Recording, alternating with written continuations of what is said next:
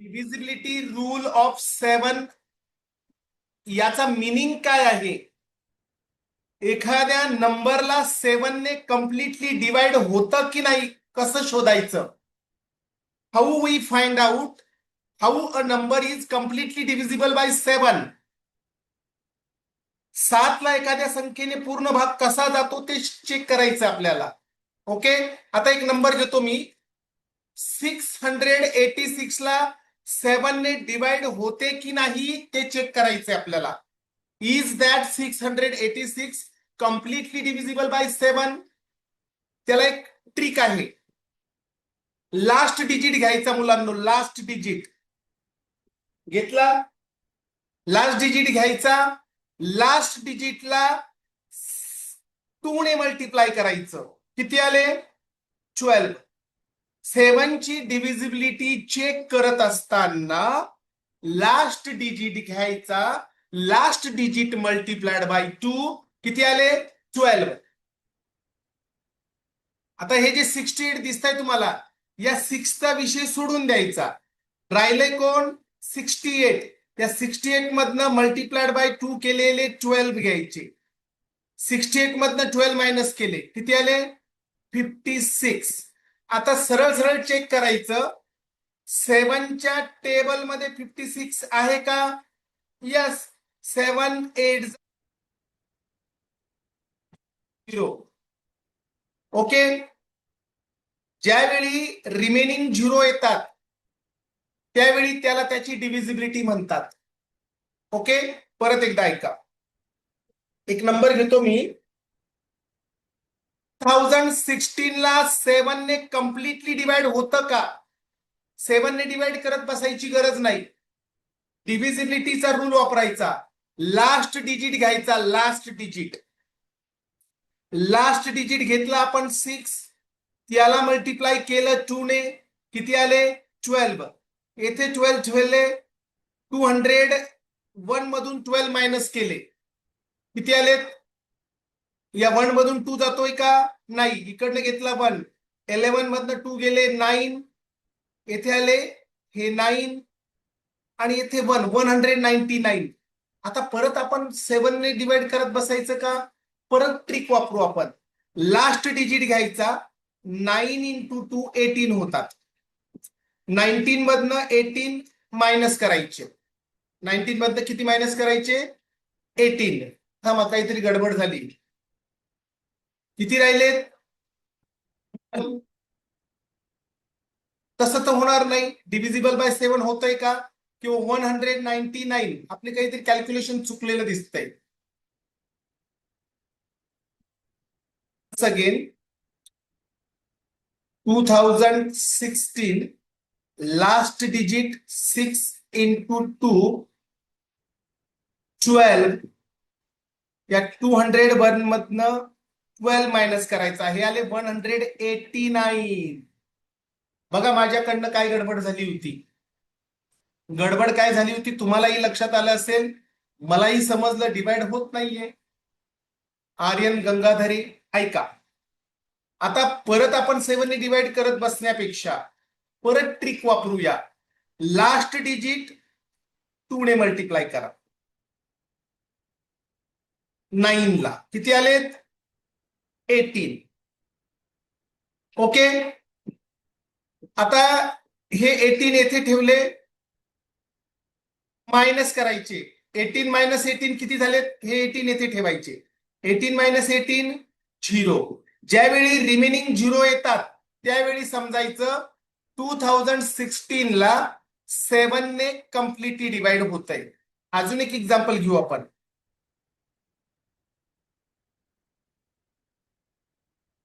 6475 ला 7 ने completely divide होतं की नाही ते कसं चेक करायचं?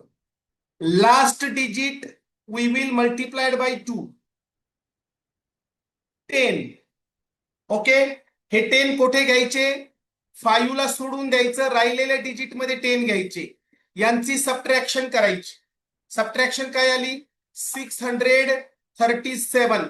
पुन्हा काय करायचं? लास्ट डिजिट घ्यायचा 7. या 7 ला 2 ने मल्टिप्लाय करायचं. ते आले 14.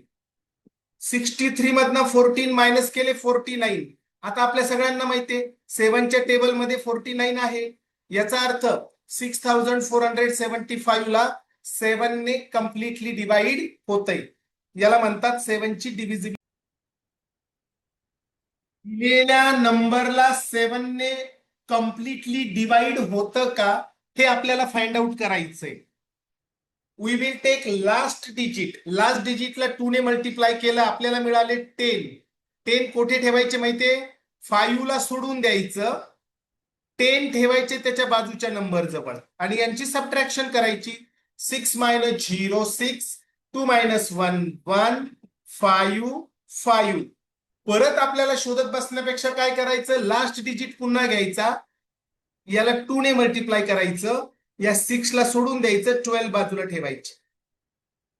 पुन्हा सबट्रॅक्शन करायची. यांची काय करायची? सबट्रॅक्शन. 1 मधनं 2 जातोय का नाही, इकडनं घेतला 11 मधनं 2 गेले 9, इथे राहिले 4, 4 मधनं 1 गेला 3, हे 539. पुन्हा 9 घ्यायचे, 9 ला 2 ने मल्टिप्लाय करायचं, 53 मधनं 18 मायनस करा, किती आलेत? 53 मधनं मायनस 18 आपल्याला मिळाले 35. 35 7च्या टेबलमध्ये आहे. झालं. Yes, this number is completely divisible by 7. Yes.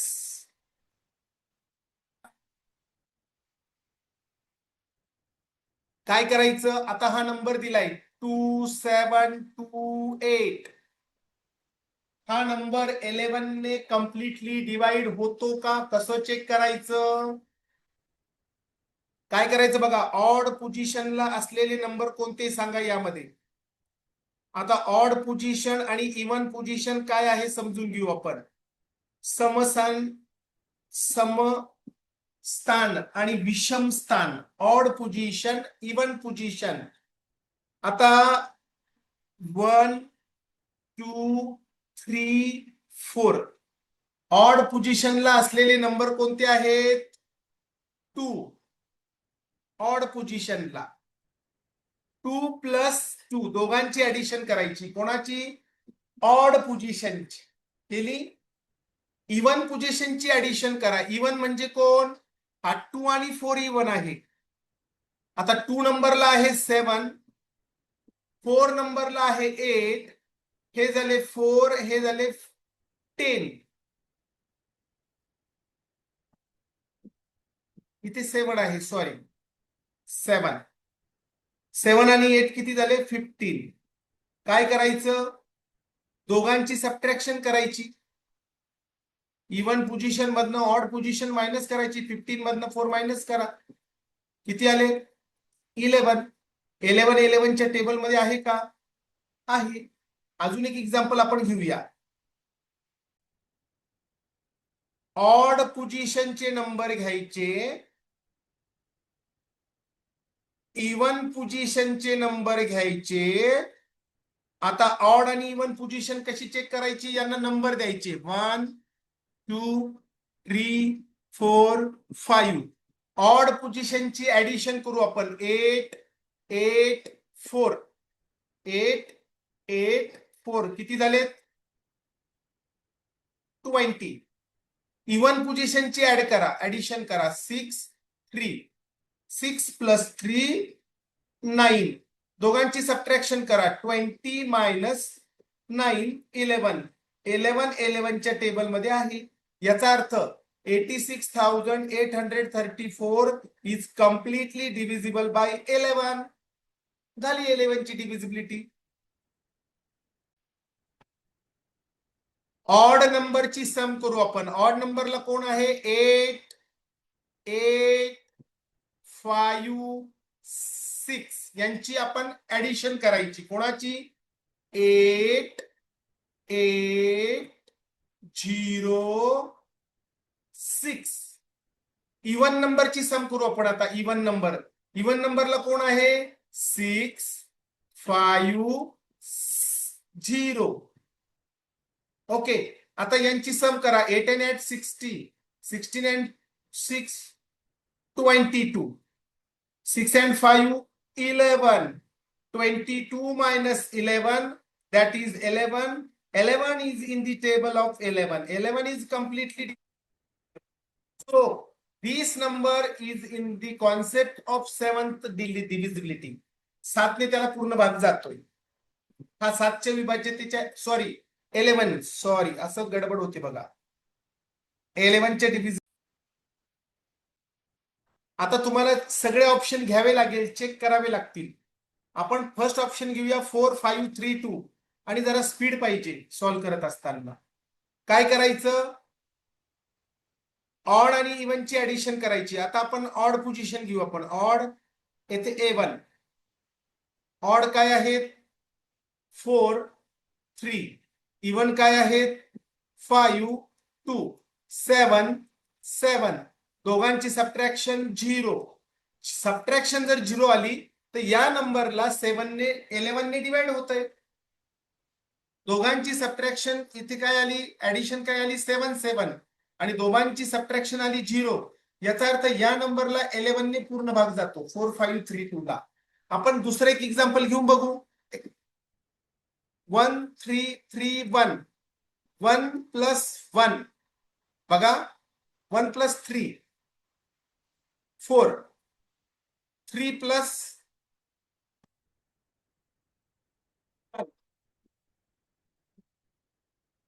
1 plus 3 इथे काहीतरी गडबड झाली, ते चुकलंय. इथे पण 0 येते. each of the following number is completely divisible by. बघू आपण आता 1 2 1 3 1 2 1 3 1 प्लस 1 2 2 प्लस 3 5 5 मायनस 2 3. बघा हा not divisible. Okay. If a number has 5 at its unit place. एक नंबर आहे, आपण तो नंबर XYZ समजूया. 4 2 7 9. युनिट प्लेसला काय आहे 5. हा जो 5 आहे ना, त्यांनी सांगितलंय युनिट प्लेसला 5 आहे आणि हा नंबर आपण अंदाजे घेतलाय. Randomly we consider a number and its unit place is 5. Unit place ला 5 आहे.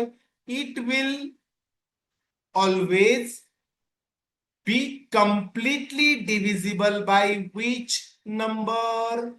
ज्या नंबरच्या लास्टला 5 असतो, ज्या नंबरच्या युनिट प्लेसला 5 असतो, ज्या नंबरच्या एकक स्थानावर 5 असतो, that number is completely divisible by 5.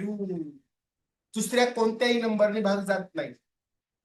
जातो दुसऱ्या नंबरने काही, पण 5 ची डिव्हिजिबिलिटी जर विचार केला आपण तर 5 च्या डिव्हिजिबिलिटीच्या बाबतीत 5 आणि 0 लास्टला पाहिजे, तेव्हा त्याने 5 ने डिवाइड होते त्या नंबरला. मग युनिट प्लेसला जर 5 आहे, दिलेल्या ऑप्शन मध्ये विचार करायचा आपण. 4 ने डिवाइड होईल का नाही, 2 ने होईल का नाही, 10 ने होईल का नाही. लास्टला 5 आहे, दिलेल्या ऑप्शन मध्ये 5 हे आपल्याला आन्सर मिळालं.